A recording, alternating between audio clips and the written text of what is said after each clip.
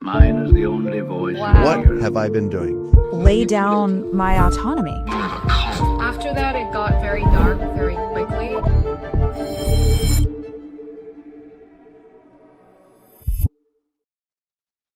Hey everybody, welcome back to Calls to Consciousness. My name is Shalise Ansola, your host today, interviewing survivors. Today we're talking about the 12 tribes. We had on two guests, a mother and a son, and I'm so excited to have them together to talk about their differing perspectives. Thank you so much for joining us, Tamara and Emmet. Hi, thanks for having me back. Yeah, so we had on Tamara. I read your book. Do you have it with you? I didn't prepare you for this. No. Tell everyone No, a it's little bit about your downstairs. book. So I wrote a memoir. It's called All Who Believed, a memoir of life in the 12 tribes. And it details how I met the group, what drew me to it, how we ended up joining, and then it just details my day-to-day life for the next 14 years and three more children.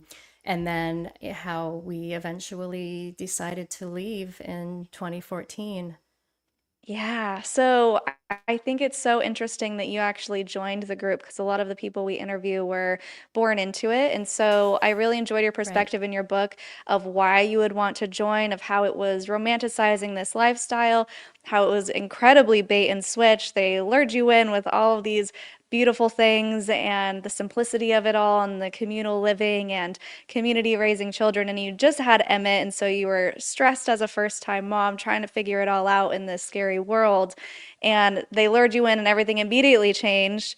And so I was so excited to also talk to your son Emmet because he was is your firstborn and the one in the book who you speak about the most because you had to figure out all of the rules as you went with a young child, a toddler. He was 17 months when you moved in?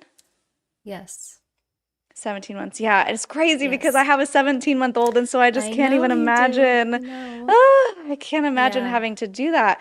But it was a situation where you were pretty much just stuck and you were unable to leave, even though you regretted your decision months later. And so yes, your book is, I highly recommend your book to anyone who is watching and thinks if you are watching live, make sure to leave those comments in the chat. We will get to them in about 5 or 10 minutes. So, highly recommend your book. It was really interesting to see that perspective. And then we got to speak to Emmet and learn about his life growing up in the 12 tribes. And so, I guess my first question to you both is what has it been like since the release of your interviews? Positive, negative feedback, anything that's gone on since the release? You want to answer first, Emmett? No, yours came out first. You get to go Okay. first.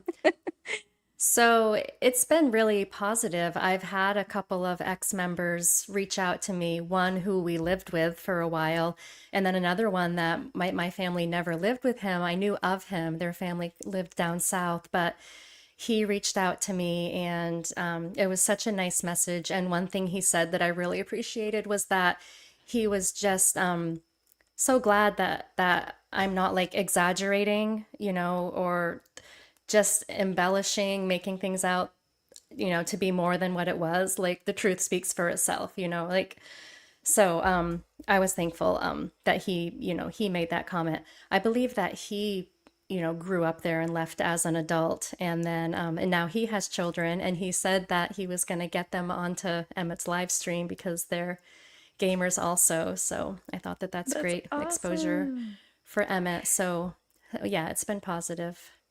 Good. And speaking of live streams, Emmet, you had something cool to mention.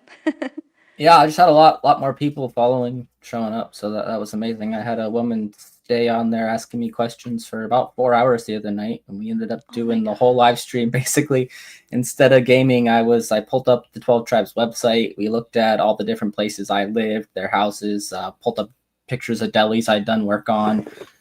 So that was really cool. Yeah, I've been getting a lot of messages from people I grew up there with, people I knew there, kind of. Some of the comments on it were from people. There was a guy from one of the community's locations down in Brazil who had seen it. So he commented and was like, hey, I can fully relate to this because I grew up there too. Another boy reached out to me on TikTok. He's just graduating high school, and he was the nephew of someone I remember from there, and they had kind of been in and out of the community for like 8 years or so.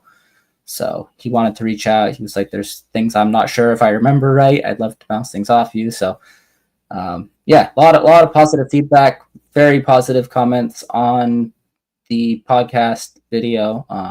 Definitely some confidence boosts in there. Yeah, that's awesome. It's crazy how widespread it is. And you've talked about this, Tamara, on your episode. You mentioned kind of the basics of the 12 tribes and how they are worldwide. And I think it was shocking for a lot of people who have been to the Yellow Deli because that's run by the 12 tribes. And so maybe we just give a brief history of who the 12 tribes are and how they're connected to the Yellow Deli for those who aren't familiar. Yeah, so the 12 Tribes is a fundamentalist Christian end times group where their goal is to bring about the second coming of Jesus, who they call Yeshua. And they believe they are doing that by restoring the 12 tribes of Israel in 12 geographical locations around the world and gathering people to eventually produce 144,000 male virgins between the ages of 18 and 24 that they're going to send out in the end of days, which is going to be, they say, around 2070, to preach the gospel, and they're going to be slaughtered in the streets. And when the last two are killed, then that's when the skies are going to split open and Yeshua is going to come back and claim his people, his bride, which is the 12 tribes that are preparing themselves right now for this. So that's the basic premise of the group, and their, what they believe that their purpose is in the world. Wow. And Emmett, were you supposed to be the virgin or was it supposed to be your kids who would be No, the it was supposed to be my either kids or grandkids. Yeah, probably Okay. grandkids. I actually have a video I made on my TikTok where I was trying to write a memoir like my mom did. So I took a chapter of that and I did like a voiceover recording. But this was a story of being in the class where we like learned about our belief system, and the teacher basically telling me that when I was 40 years old, they were going to bring back the guillotine as a form of execution, and that was going to be how I would die. It was very graphic. There was talk of bloody heads rolling into baskets, and I would have been like 6 years old at that time. I think I had just gone into training, so that was an early What? memory. But yeah, so I Wait, was gonna be hold executed on. for my beliefs. Go back. Yeah. Oh, you were gonna be executed by the world. It was a possibility, Yes. Yeah. and Yeah. it was like an honor. Like that's what you should like be aiming for So as yeah, you grow up. the Like, male child was gonna be going out knowing 100% they were gonna die, but for those of us back home, we were gonna be being hunted down Oh my for gosh. our beliefs. So yeah, he was like, when you're 40, they're gonna bring this back. He drew a whole diagram of a guillotine on the whiteboard. I mean, in detail, you color markers, like there was blood, all of it. And he's like, and in your last moments, because after your head gets cut off, you're still conscious for 7 seconds, and in those last 7 seconds, you're gonna just be so thankful you died for Yeshua. Yeah. so What? so So the there's a good ultimate story. martyrdom, hmm, was that the goal? Was martyrdom to become a Yeah, martyr? more or less. Which I Yeah. guess to him was exciting. To me at the time, that was just terrifying. so Yeah. that's how they Oh my began gosh. every school day, was with what's called Three Eternal Destinies training. So the children all went up and they had this little teaching, and like I didn't, he told me this story years later, and like, that's shocking to me. Like I didn't know that's what he was going up to learn about that morning. Like, Oh my gosh, ugh. right. Okay, so before we get to more stories of the childhood, let's talk about the Yellow Deli. What the hmm function is, how it operates, and what the goal is. So back in the early days in Chattanooga, when it was really small, they called themselves the Vine House Christian Community. And it was the two leaders, the Gina and Marcia Spriggs, who started the group, and they were just drawing all these young people to come and live with them. And they have these like meetings in the park, and it wasn't anything too crazy back then. But they were getting more and more followers, and they wanted to be together and work together. So they they started opening up delis where they could all work together. And that's how, yellow, because at the time somebody donated them all this yellow paint, like they were pretty poor. So they were like, okay, well, this is the paint we have, so we're going to paint it yellow. And that's how the yellow deli was born. So then, fast forward to our time there, and the cafes were for evangelism. The purpose of them, it's not like maliciously, like they're like luring people in and have all these, I don't know. It was just supposed to be a place where people would come and have good food. And if you walk into any of those cafes, you're naturally going to look around and be like, oh, this isn't a typical restaurant. You're going to notice that the staff all like dress the same, and you're just going to naturally ask questions. So the 12 tribes isn't like, they're not like Jehovah's Witnesses where they're just like going door to door and, maybe people don't really want to talk about it, but you walk in the cafe and they're not right there being like, hey, are you saved? Do you want to talk about Jesus? Like, they want people to be asking them questions. And and that's also the purpose of concerts and dancing and bringing their bus is you see this cool bus and people dancing, and you're naturally going to want to go over and be like, who are you people? So that's the purpose of the cafe. Just people come in. If they ask about the life, then that's great. If they don't, it's not pushed. It's just a court to the Gentiles is how it was presented. They definitely try to be like eye-catching, standout. There's a passage from the Bible about you don't light a lamp and then put a basket over it. So they wanted to be unique and different and catch the eye. So yeah, you go into those delis.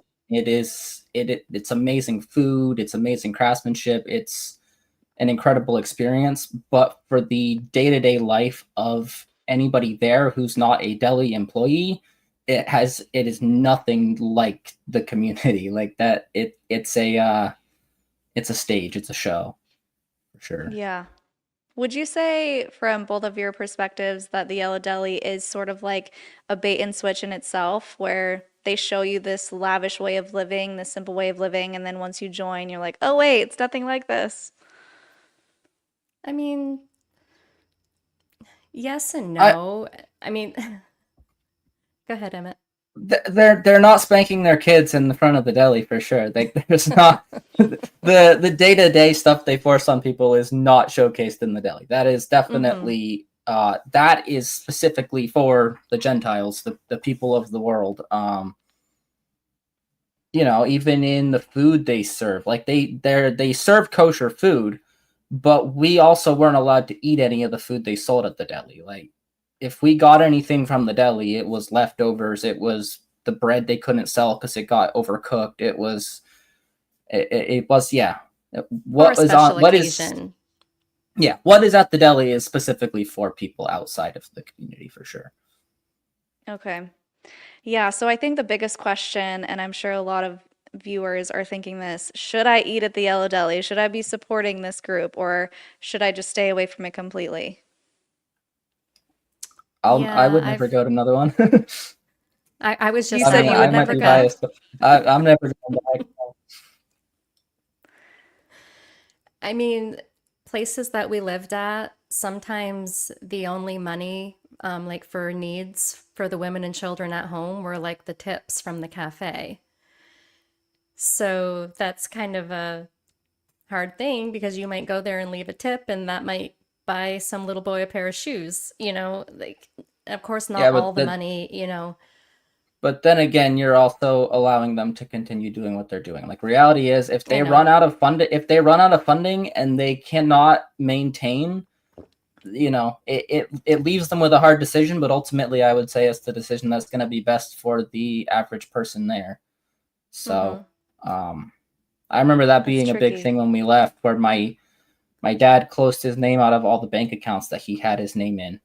For the businesses, which had a lot of money in them. And I was like, you deserve that. Like, take some money for our family. And he's like, no, I couldn't do that to them. But I'm like, you're keeping them fed for now. You're keeping some kids not starving, but like they're still being abused there. So I think it would be better for in their specific circumstance to have the rug kind of pulled out from under them and be forced with a hard decision of what do we do now, because it might snap them out of the brainwashing a bit.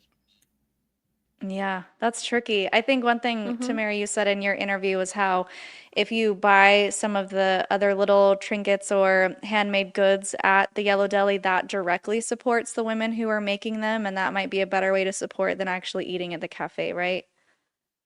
Yeah, if, depending on what that community is doing, like Emmet and I had a little industry, so that I could have money for needs. We made these magnets. Other women made gift baskets or crocheted baby hats or things like that. And, that community, we were given the okay to put all that money towards personal needs. But yeah, it's no money made there is guaranteed to go to anyone in Right. particular. And like a A lot of pressing times, need. like the business that my dad was running, that was profiting probably close to $15 million a year. That money was all going straight to Gene Spriggs, basically in North Carolina. And shortly after that, they bought a mansion on Pine Island in Florida, which, if you don't know, is like top of the Ritz. Like, it is all rich people, and that they just have this like gated compound for the like top leadership on Pine Island, Florida now. So, Oh my those gosh. 10, 12, 16-hour days I was working on a production line, packaging bottles of soap or oil or whatever, all the profits made from that basically just got wire transferred to North Carolina. So Yeah, we like, didn't live like we were millionaires at all. I was no. still finding most of my kids' things at like free places. So, Yeah. Yeah. So before we get into those specific stories that we had on hold, let's see if we have any questions from our viewers. Robin says, with lots of question marks, with such fatalistic beliefs placed upon you, was it hard to look forward to anything? How did you not want to simply give up? Great question. well, it was presented to us like we're doing the most important work going on the face of the earth. So you're presented with this like amazing purpose, of all the things going on in the earth, like this is what our Father has his eye on, you know. We were just this special group that was going to bring an end to all injustice and all suffering. So that was supposed to be what we were looking forward to, and like every week we'd bring in the Sabbath, and it was always like, we're 1 week closer. We're 1 week closer to the end of the age, and we overcame this week, like all the things that happened that we all had to overcome. We did it. Like we're at the Sabbath, and it was supposed to be, this like really festive, happy, fun celebration on Friday night. But that's what it was celebrating, like the culmination of like we did it, like we're 1 week closer. Yeah. And So when I for got you, to go ahead. the age where I could answer that question, I basically did give up. That's where I differ. I felt like I did not want what they wanted for my future, but I also didn't feel like I had the option to leave. So for the last 2 years I was there, I pretty much had given up. Yeah. And let's talk about that strain on your childhood because those 14 years would have felt different, obviously, growing up in it versus joining it and having a family there. So let's talk about some of the hardest parts, Emmett, of your childhood, and then I want to get Tamara's, your mom's perspective on it.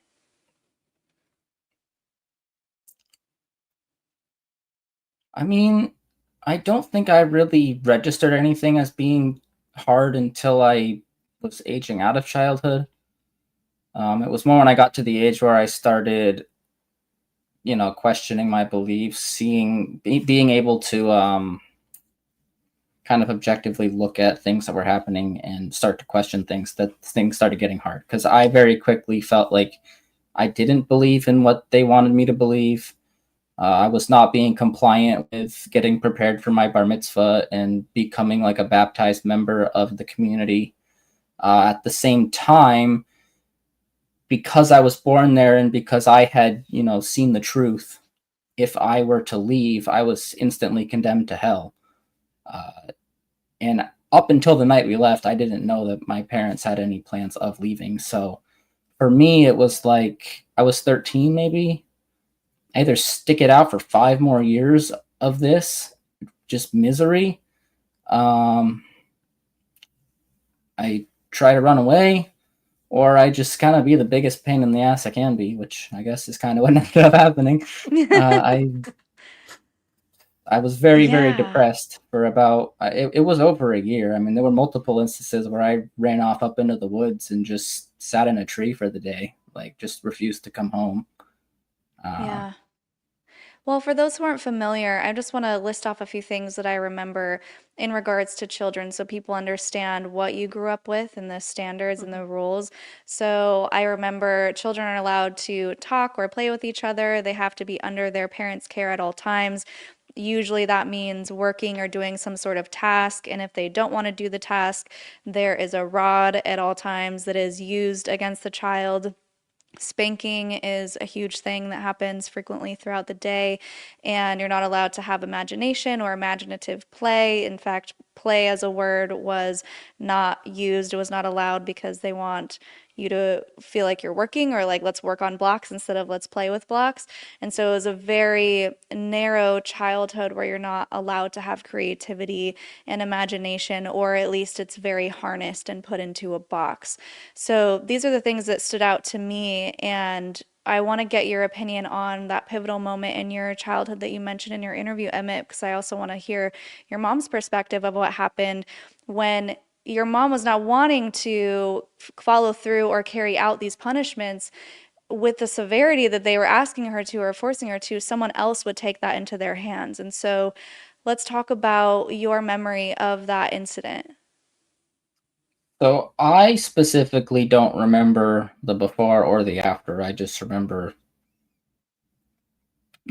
being in this guy's bedroom, uh, and everything that ensued. Uh, when I did bring it up, because my grandmother was there at the time, and she said she's the one that came and took me from him. Um, so I know I had talked to my mom and my grandmother about this, and for whatever reason, they both remember it very differently. They remember it being this man's wife that took me. So that's another thing that's come up again. I'm like, how do we have such a big disparity in our memories of this incident? Which one thing my mom had said is there's a chance that she had brought me to her husband, Mm, which is a Yeah. very, because there was also a big thing about like the men were like the authority. So I do remember later in life, like when I had a teacher who was a woman, and I had done something that she didn't like, and she was like, "Get inside, I'm gonna spank you." But then she handed me over to her husband, and that would have been when I was probably 12, 13. So like knowing that that kind of thing did happen, it definitely could have been the what happened is this woman did take me and then brought me to her husband. Um, Again, I don't really remember what the lead up to it or anything afterwards. Just for me, the actual event was very traumatic and something that stayed with me because I was pretty young at that time. So yeah, you're about 6? I would say so, yeah. 6. So Tamara, what's your memory of that? So yeah, when I heard Emmett describing that, is definitely very hard to hear that. Um, and I thought like, yeah, why do you remember it being the guy? But like I'm thinking back to it, I don't know what he did. I don't remember what Emmett did, or I know that I was in the kitchen, and if he was about 6, then there's a good chance that Darika was a baby. Usually when you were working in the kitchen, you had like a baby on your back. And then I would have had my other daughter, as a 4-year-old. So I was probably in the kitchen, with all of them. And I don't know what Emmett did.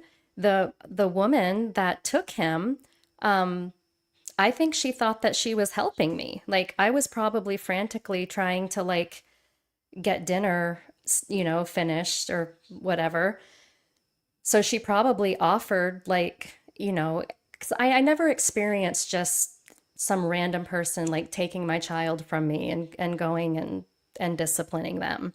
You know, So I'm sure that I said yes, thank you. Like she offered like to go discipline him for me. And just thinking back to like who this woman was, like this was somebody that like I, there were there were different types of people there. And some people you got along better than other people. She was someone that, for the most part, got along with her fine, like really sweet. So I sent Emmett with her. And yeah, I wouldn't be surprised that she went upstairs and her husband was up there and he took over. So I totally believe Emmett that it was her husband that ended up spanking him. And but I never knew that. I didn't know that. She brought Emmett back to me, or maybe it was my mother-in-law that brought Emmett back to me. And then I remember her coming up to my bedroom a little while later, and I remember her saying like that his spanking was like a little hard, and that she had put we had this ointment called Balm of Gilead, and that she had put that on him afterwards. And she seemed a little, like, I think she thought that I was going to be like upset with her, that's all I remember of it. So yeah, I mean that stands out to me too, for different reasons, obviously, than Emmett, but that was the first time when I heard him describe that, like realizing that she hadn't done that. And I So never she, yeah, knew. she might have just seen what happened and felt bad herself, like, I know, right? Because, and kind of, she's not like she's gonna go and say, "Oh yeah, my husband did this." right, yeah, So, yeah. and like because I did stay with that family, because that every other week, couples would have like a family night where the parents would have a night alone, so the kids would be watched by somebody else, and I was with that family a lot in Hmm. that time period. So like Hmm. there also could have been some bleed through in my memory of just other instances with this couple. I do remember them being Mm. very, very harsh with their own children. Um, and yeah, I think I don't know, that was just one of those things of like the instability as a child there is Hmm. I don't remember the daily discipline with my own parents, but like I was oftentimes with teachers, with other couples, with other people, and they all had their own like way of doing things, their own specific rules. There were a few people I remember who would almost like set you up so that they had a reason to spank you. Uh, so it was just you never like some couples were way over the top about it, way into it, like they enjoyed doing it. It was like they look for reasons to spank you, and then there were other people that was dude would let you get away with just about anything. But it was like you kind of had to learn this about these people and plan ahead for who you were going to be with that day. So yeah, a Yeah. I little think hard to that's a good navigate. point, Hmm. Emmett, because a lot of people would often say about any group that we cover, well, that's just a bad apple. That's just someone who is abusive. Sure, but we also have to take into consideration the environment that is allowing it to happen or allowing it to be even worse than it would be if they were potentially somewhere else where there was more accountability. And Right. and so I think it's important to mention how behaving that way was encouraged for your children. And I want to get your perspective, Tamara. I know from your book that you were adamantly against spanking before you went in, and then you had to completely change your whole worldview. And I just want to get inside your head a little bit and have you talk about what those control mechanisms were that had you letting your guard down and had you yourself submitting and carrying out these acts of discipline. Yeah, I was very much against spanking before I ever had kids. And I think a lot of people that join the 12 tribes or have any type of interaction, go to their gatherings, go to a wedding, they all say the same thing. They're so impressed with the children. The children there don't present as these like oppressed, abused, like cowering in the corner, scared of their parents. That's not, like that never would have drawn me in. But my very first time being around the community, just these beautiful, happy looking children came out and were singing us songs and dancing and serving us cookies. And you're just like, wow, like these are really amazing children. The young teenagers seemed so mature and just sat and interacted with adults like in a really mature way. And I didn't know when I first met any of their methods of discipline.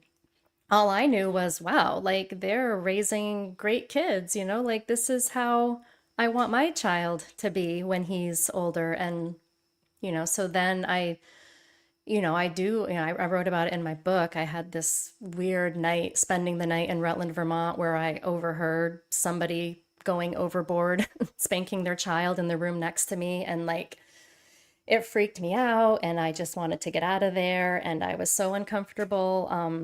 But that woman, she came to me the next morning just crying and crying and apologizing to me.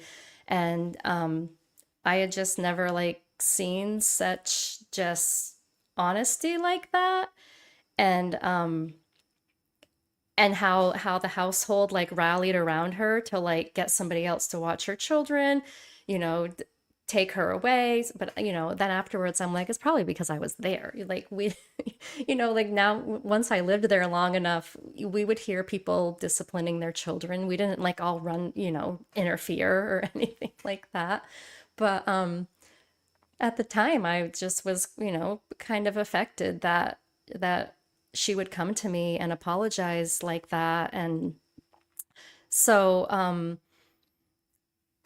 so they always say you'll know a tree by its fruit. We talk about, what's going to bear good fruit. And so you would look at maybe like 11, 12, 13-year olds that in the 12 tribes and just they're respectful, they're amazing, like girls that age can like sew a whole outfit, make a meal for 60 people. Boys, they're just such hard workers. And then they would say to you, well, look at society and look how disrespectful children are and they have no purpose and they're out on their skateboards and just, aimless and like what do you want your child, how do you want your child to be when, they're older? And yeah, of course, like who wouldn't want this just completely respectful child that doesn't give you a hard time, that does what you say, that's really hardworking.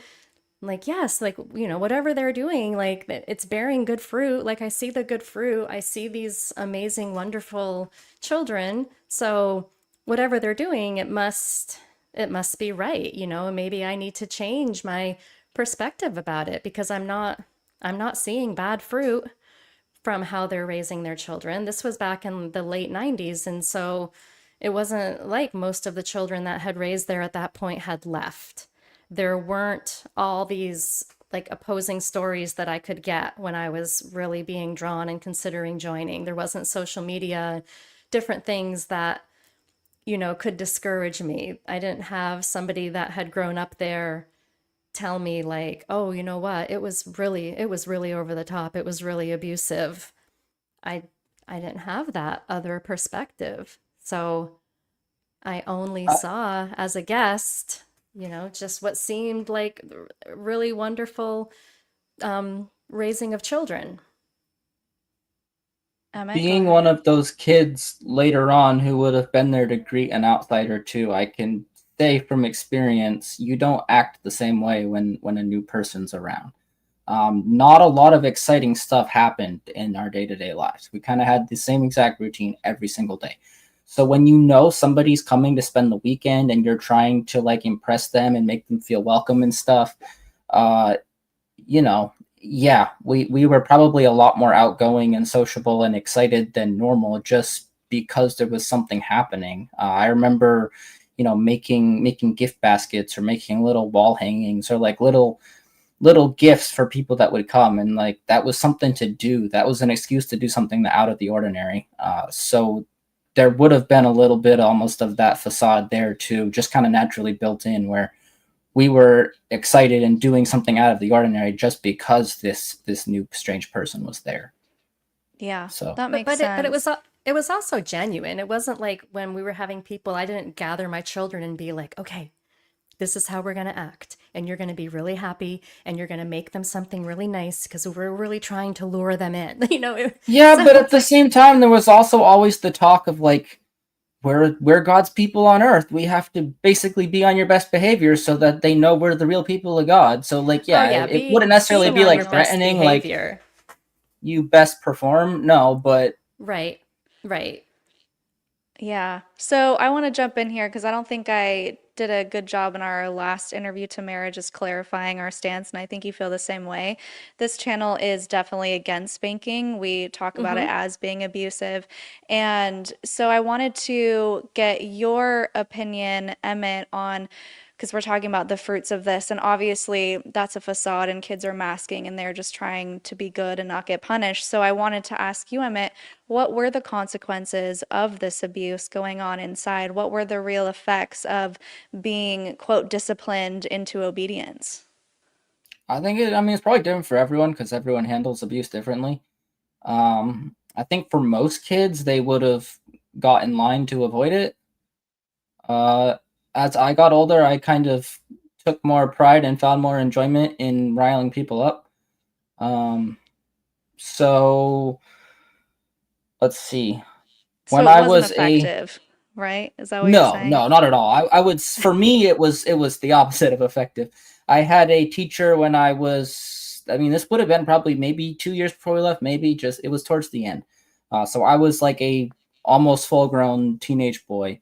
Um, this man was hyper abusive, like had that drill sergeant persona. He was one of those guys that would like find ways to set us up so he could be like, "Oh, I'm spanking you when we get back." Um, and we hated this guy. And even one of my best friends, who was a very like submissive, obedient person, he kind of joined in on this. But like, we started having these rituals where every time the guy would leave to go to the bathroom, we'd turn our chairs to face the door, and we'd flip him off the entire time. We'd all flip him off like through the door until we heard him coming back up the stairs, and then we'd turn around and go back to our work. Um, but he'd spank us so hard that he would actually break the rods like into Oh pieces. my gosh. So then he would start getting bigger ones. He'd duct tape them so that they were harder to break. So he had finally like got what he thought was his ultimate utensil that he did not think could break, and it almost became like a contest between us boys of like who was the toughest. Because when it come time for him to be like, one time he told me to get up in front of the class and pull my pants down, and I'm just like, no, not happening. So he's like, well, then you better get downstairs. Makes me bend over, all this stuff. He's going to town, and I felt that thing break, and it was like, it just the feeling of like, yes, I beat you, like you're trying to beat me, but no, you broke it over me, so good luck. um yeah, I don't know, that's the effect it had on me. I just kind of got more obstinate, more like, higher pain tolerance. I didn't care. um Yeah. You had a I strong will, cared, Emmett. but it was in the opposite way, like. Mm-hmm. And it was Yeah. really intense too. Like, anyone who's experienced getting struck like that, especially on like the rear end where you have a lot of muscle, it gets to the point where like the rest of the muscles in your legs will seize. Like, you'll have a Charlie horse basically. So and then people like this, if you like fell over, if you moved, they'd like start over because you weren't receiving if you moved. So it's like, yeah, it's just it was way overboard for sure. And for Yeah. me personally, it had the opposite effect they wanted it to, 100%. I did not shy away from it. I would rather be a pain in their ass. Yeah. So Tamara, were you aware of the level of extremity of abuse that was happening in schools without your protection or awareness? Not 100%. No, I of course knew that discipline went on. Like if something really out of the ordinary, happened, then the teacher might talk to my husband or I, and tell us, like there was this situation, and Emmett had to be disciplined. But I'm sure so much of it went on every day, without us knowing. And like Emmett is saying, it was just such a routine part of life. So it isn't as though he would even come home and be like, "Oh, you'll never believe how, I Well, got and we spanked had today." well, Like that's the that. thing too, though. That guy, we ended up like standing up to him officially, and we got him actually taken away as our teacher. To my dad and my friend's dad's credit, one day we were finally like, no, we've had it with this. We're not, because we were basically grown men at that point. Like we could have fought back if we wanted to. So we eventually one day we're like, we're not taking it today. And he's like, well, I'm going to take you to talk to your dads. And we're like, fine, let's do that. And we did, but then very shortly afterwards, one of the leaders went down to like a conference in their location in Hidden Night, and he came back with his whole family, basically saying, we've fallen off, we've slacked off, we're not spanking our kids hard enough. So like my friend and I did affect some change there for maybe about a year, but it was very quickly, Reversed. you've fallen away. You're not being harsh enough. Jeez. So. And I remember too, like we had a ceremony for when a child went into training, where the parents would actually hand a rod over to the assigned teacher. That was like the symbolic gesture of I am giving my authority over to you to discipline my child. So yeah, there wouldn't have even been the question of like going home to be like, they spanked me too hard today, because like for when I'm in training, they were essentially my parent just by And the way we that, lived. yeah. And that leads into like another tough thing, was that as a parent, you were always supposed to support the authority. We were told that if even one time you side with your child against authority, that you've ruined them. So our children had no recourse to, like we weren't allowed to um like defend our children against something that happened in training. We were expected to uphold the authority of their teacher or whoever else was covering them. Like if there was any question about whether our child had been treated fairly, like to our child, we were supposed to present with this upholding of authority, and then maybe you could like communicate later, to the other adults. But your child was never supposed to feel like you were going to take their side against, you know, something that somebody else was saying, that they did wrong.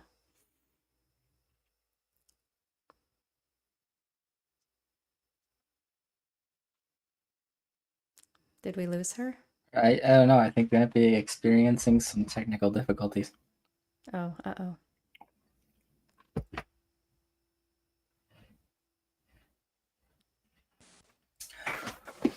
Oh, hey, Nicole. I see your comment. I think we're having some technical difficulties, but thank you. Thank you for sticking around on my channel. That was an awesome night for me. How is the organizational structure?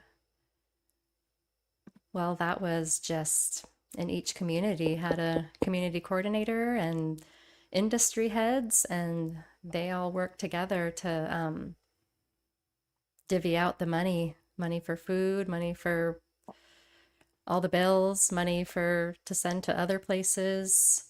So that was the men, the leading men. Oh, it says she's there with audio only. Can you The hear me? community describe. Yes, I Yes, hear you. yes, we can hear you. Sorry, my computer just shut off. Okay. Is my camera back? Oh, geez, that's Yes. my webcam. Hold We were just trying to on. answer some questions that popped up. I don't know if anybody was hearing You're us. awesome. Okay. Okay, I think I'm back in real time. Okay, sorry about that. That's okay. Continue answering your questions. Oh, this question was about like how the finances were controlled. So, Yeah, so Okay. they described themselves as a vine, more or less, where you start off with the roots and the main trunk of the vine, and then it branches out from there. So you did kind of have that hierarchical authority structure where you have the leader Gene and his wife Marcia, who are like supreme leaders, and then they had a close circle of maybe like 10 or 12 people that, you know, kind of ran each tribe of the 12 tribes individually. Below them, you would have your like regional coordinators, so they would kind of be in charge of maybe 3 or 4 communities in a region, like, you know, Massachusetts, New York, Vermont, kind of all be like regions. And then within the community, you have a community coordinator, you have people who run the businesses. So very top-down authority structure. You always have someone to look up to and ask for, you know, what you need to be doing that day, of course, until you get to Gene, and then he did whatever he wanted, but that would have been the So structure. when we lost you, we were talking about I was talking about how we were always supposed to side like, Mm-hmm. you know, with authority when our child had done something wrong. And so even if your child was mistreated, we were told that's a good thing because Yeshua was mistreated.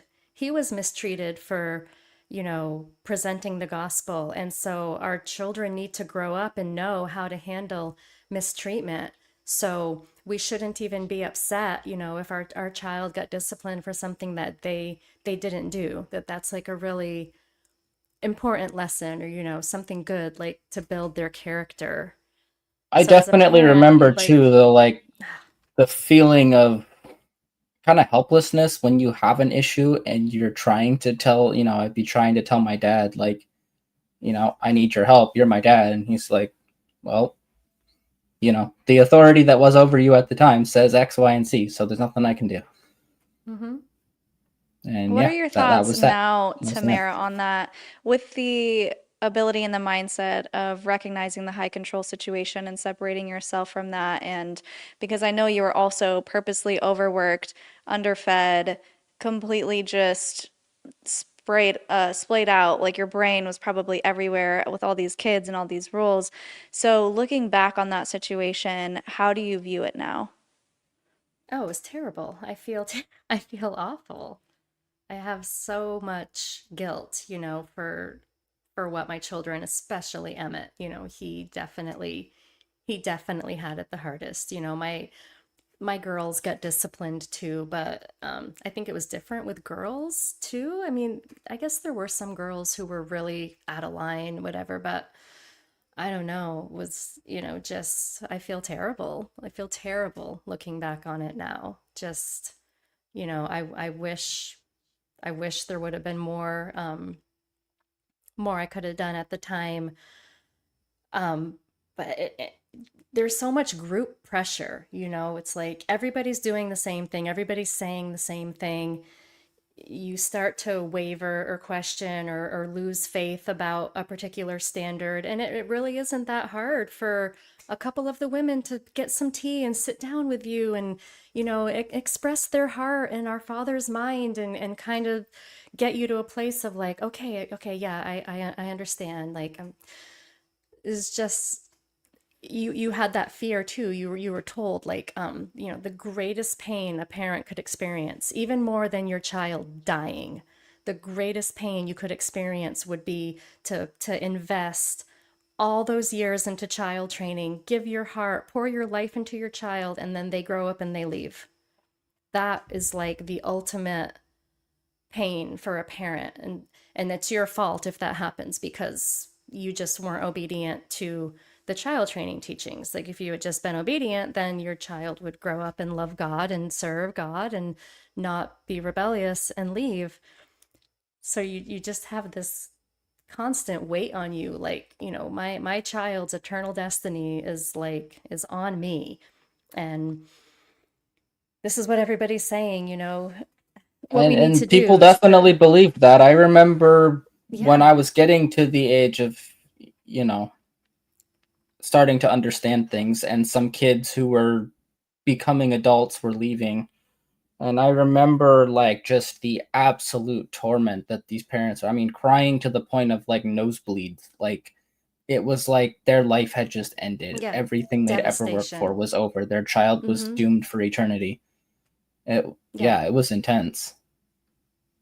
Yeah. And then you made the decision to take your entire family out of it. And thankfully, your husband was on board, who at this point had risen the ranks in leadership pretty high up.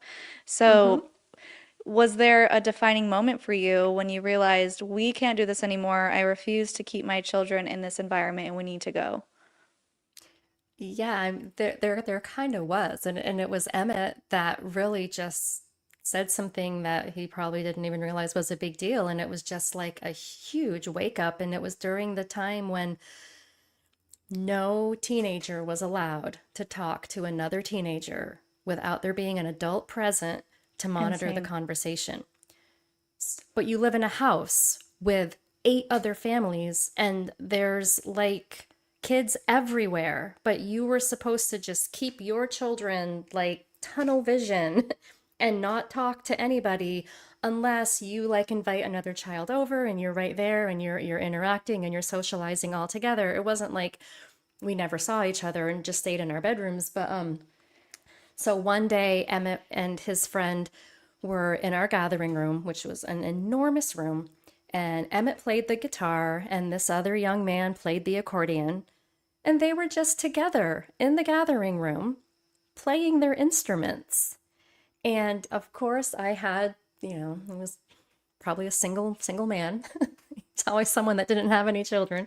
Have someone come to me. Do you know that Emmett and so are, are uncovered in the gathering room? Like, where are they supposed to be? And of course, you have to be like, oh yeah, thank you for letting me know. And then I had to go and get Emmett. I had to send the other boy, back to his parents and like, what are you doing out here? You're not supposed to be out here doing that, give him the whole rebuke. And he just looked at me and said, didn't you have friends when you were my age? So good. And it just like it I don't really remember. I don't was. remember it.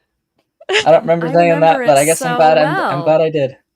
I remember That's that so funny. well, and I thought I was like, yes, I I I had good friends at that age. My friends, were such an important part of my That life. probably would have been like peak depression for me too. I had probably found like one moment of happiness with my friend for a tiny amount of time, doing something that Right, I was like, kind of good at.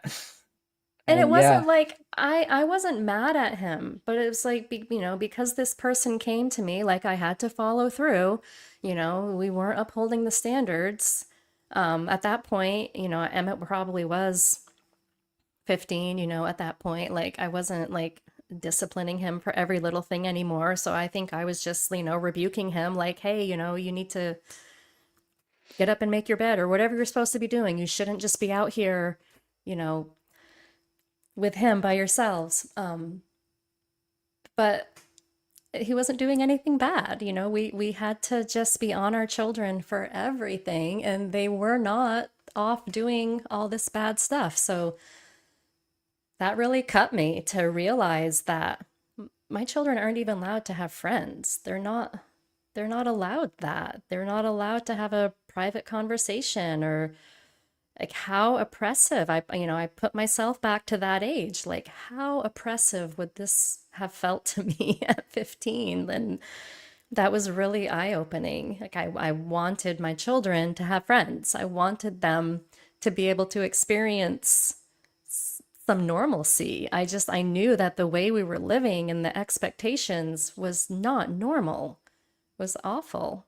It was stressful and unpleasant, and you didn't feel like you were in this like wonderful, loving house of God. You were like in this institution where just constant scrutiny of everything you and your children were doing. There were eyes on you all the time.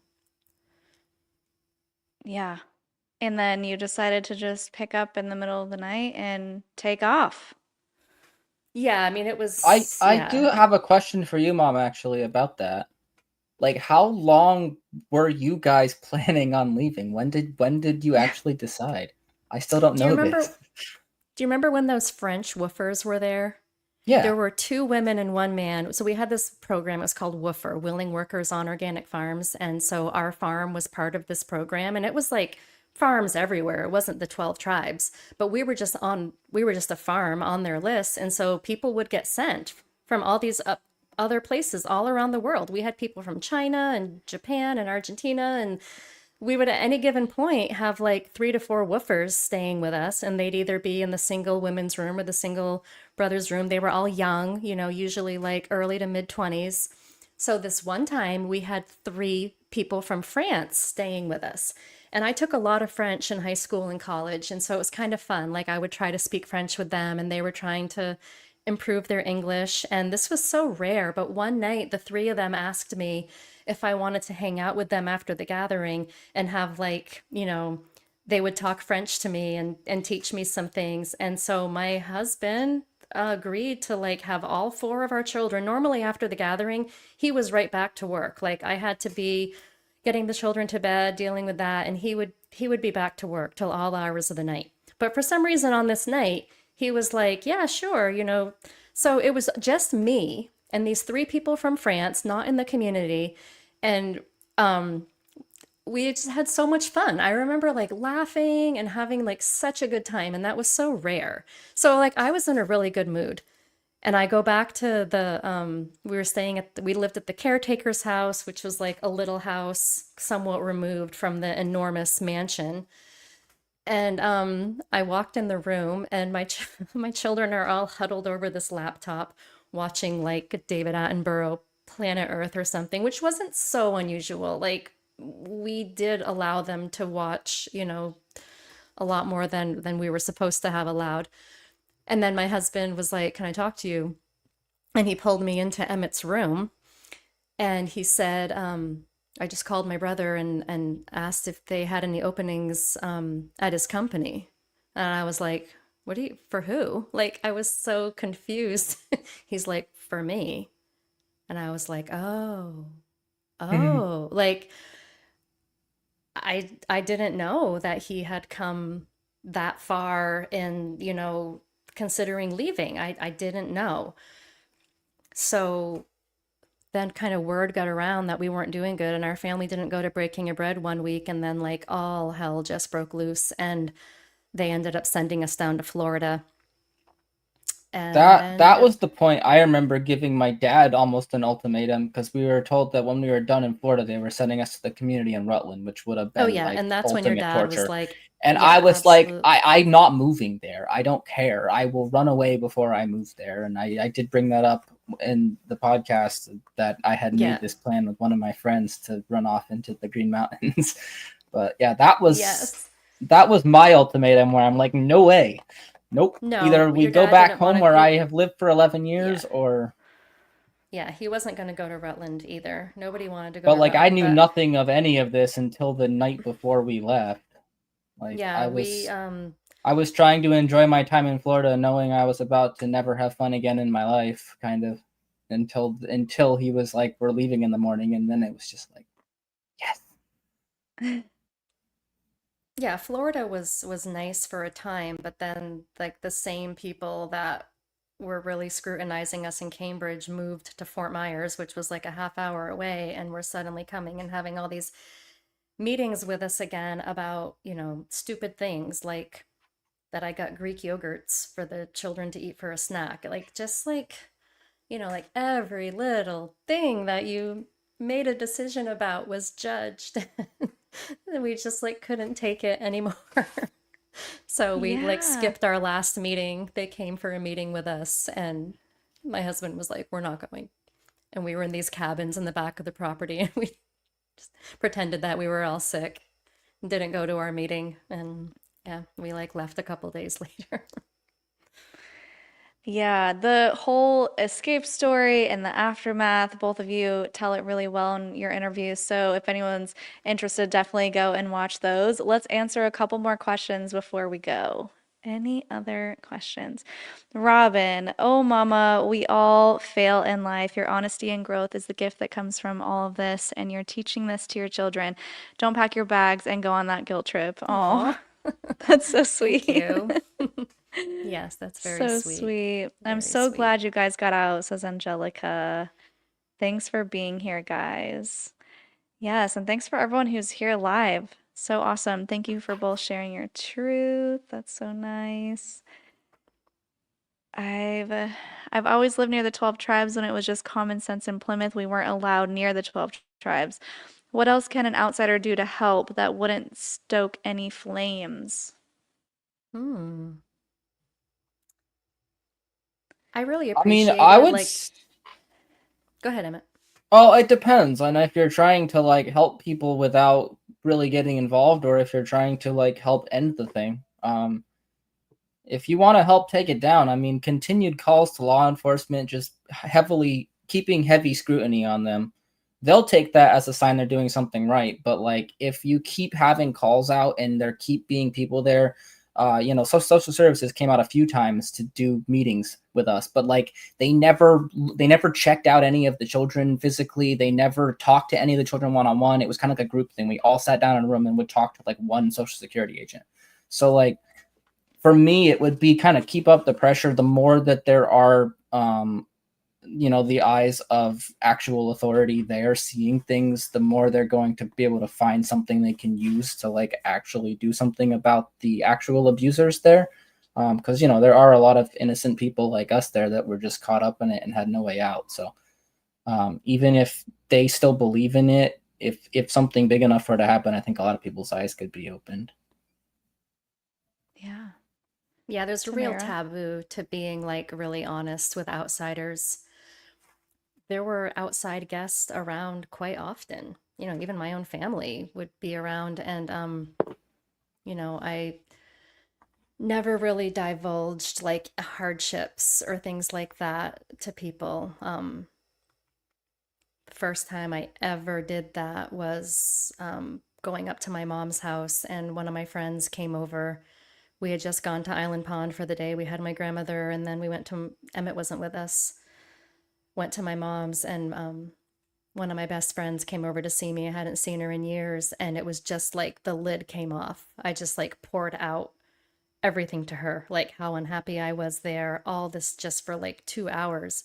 And it was the first time in 14 years that I'd ever done that, that I'd ever talked to an outsider and just let it all out. And it was just like the best feeling in the world to express all that to somebody and just to have I her listen and not condemn me and judge me and correct me and tell me that I was, just this or that, unfaithful, or I don't know. She just was like the friend that I needed in that moment.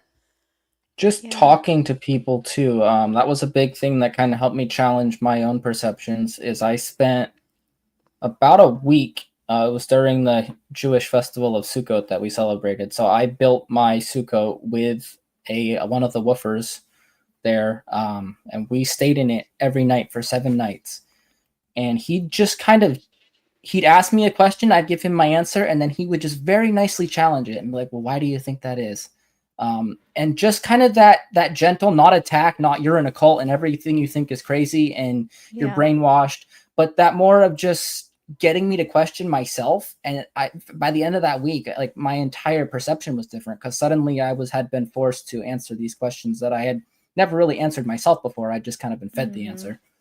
So that helps a lot. Just the Yeah. kind talking to people, not attacking them, not telling them they're brainwashed, or because they'll see Mm-hmm. that as persecution. They'll take that as a sign they're doing Yeah. something right. But if you have that cordial conversation and you force them to question their own beliefs, that's definitely where the change happens. Kindness and Yeah, compassion goes such a long way. engage critical thinking, because For you're sure. not encouraged in that way there. You're just supposed Yeah. to receive everything you're told. Because yeah, like I remember going into that week with that guy, like I'm gonna convert this guy. I'm gonna get him to move in with us. And by the end of the week, I was like, this guy's got it all right. I don't know what I'm talking about. Uno reverse. Yep. All right. Any final questions before we sign out here? Yay for the mom and son getting out. Yes, Emily, I agree. Remember to like. Yes, thank you. Any way that you guys can engage with the post is so helpful. It boosts the algorithm, sends it to more people. And of course, we just want more eyes on this so more people can become aware of what's going on and be that kind, compassionate soul to those who are still in these groups. And if you have not, again, if you have not watched each of their interviews. Emmett did one with us, Tamara did two, so definitely check those out. The link should be in the description, and if not, they're just a couple videos back on our videos tab. And this was so great, guys. Thank you so much for coming on and being willing to do this together. Yeah, thanks for having Yeah, me back. thank you It's so been awesome. much. Yeah, do you guys have anything else that you would want to add? Any last words or anything you want to say to each other, or up to you? Well, I see there's a question. What is the name of the book again? Oh, yes. So my book is called All Who Believed, A Memoir of Life in the 12 Tribes. And what I would say to Emmett is that I'm just so proud of the young man that he's become, and like I am so sorry for all of the awful stuff that you went through as a child. Like it has like eaten me up a lot. I'm sorry, but uh, I'm thankful that we could do this, and yeah, I love all my children so much. Like I only ever wanted good for them. You know, that was my mission, and yeah, I wish that I had done better, but Emmett has, turned out to be a really great person. He's raising his family now. Yeah. Well, Oh, thank you for I'd saying say that. I never blamed you all. Like I understood the what pulled you in. And the fact that once you're in there, they take all of your escape routes away. There's no way to easily get back out. So it, and two, like they were 20. What, you were 23? How Yeah, old were you when you 23. moved in? Like I'm 23. 26 now. Like I'm, what is that? 3 years older than they were when they decided to move in, and like I still go to my dad and ask him for help because I still feel too young to make certain decisions. So it's like essentially they were kids. Like they've always done the best they could for me. So and have continued to do so. Like my dad is my dad's a great guy. He's made life possible for all of us out here. So um, yeah, I don't place any blame. I've always loved my parents. That's one thing I see a lot is people kind of promoting for these kids to be taken away from their parents and stuff, and like that would have devastated me far more than anything that happened to me as a child. So I want to publicly on the record say a lot of these families are victims. The parents are being made to do things they don't necessarily want to do, Mm-hmm. and it would devastate those kids to no end to be separated from their parents.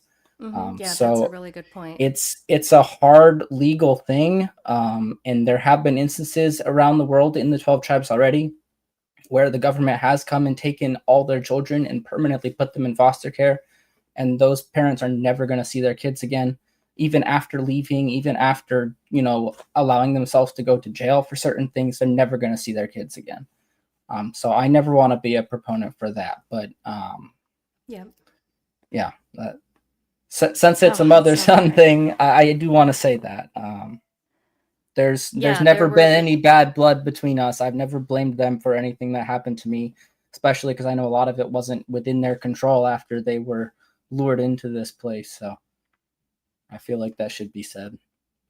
Yeah, that's very big of you. And all of that was so sweet and touched my heart. And I'm sure it touched everybody else who was watching. Thank you both for being so vulnerable and sharing.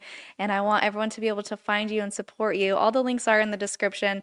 But if you want to drop your social media handles for people to follow you, go ahead.